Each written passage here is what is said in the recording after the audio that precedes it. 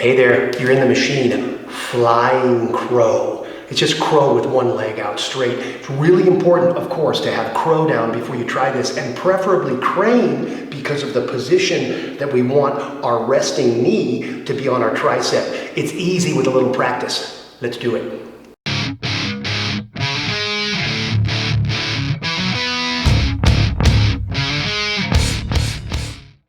It's flying! It's a flying crow! Oh! Obviously, you need crow down to try this, and then you obviously need material on skin when you're learning it, so there's some friction. If you're sweat on sweat, you're gonna fall all over the place. So a lot of times in crow, as you see in my crow video, feel free to check it out, we practice with our knees on the outside to be a little bit lower to the ground when you're learning, and to have a little bit more control with a squeeze in and a push out. That will not work with this, which is why I say crane first, so your knee is plugged in at your armpit or the back of your tricep, so it has something to rest on. So in setting that up, I actually externally rotate my arms and then internally rotate my hands so my fingers can catch me from going forward, just like my feet would or my toes would if I were standing. Then I have something to rest one knee on. If I'm outside and I remove half of it, chances are I'm going to fall.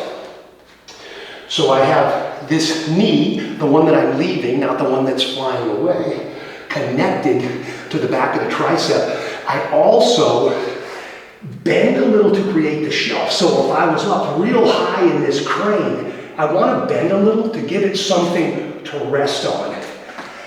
Then I have to shift.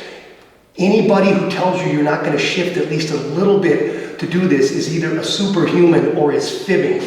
I have to put a little bit of weight into the side of the knee that's staying so I can unhook the other knee. Now, of course, my core has to be engaged here, so I'm a solid unit. I don't want to shift everything this way. I shouldn't have to, as long as I'm using my back and my midsection. But I have to shift from here a little bit to the side that's staying connected, and then I have to be able to take this one off. So a great way to practice is just to lift it off for a second. Lift it off and put it back. Lift it off and put it back. Maybe set it behind you and shift, and then take it off the ground and lift it back. Eventually, you set up crow with high knees and a shelf and shift and adjust your weight forward with the foot going back, because remember the weight shifted from here. We're in pretty much a ball, but when I straighten the right leg, I have to put a little bit of weight forward so I can keep lifting it back and away. It's 100% balance and a tiny amount of strength. If you can do a chaturanga, you have enough strength to do this pose. The rest is about body stability. Remember, a tight body's a light body. Everything is engaged and balanced. Equalize the weight to the front, to the back, and side to side because we're shifting. You can do it. But the whole point of the machine is to relieve you of that suffering.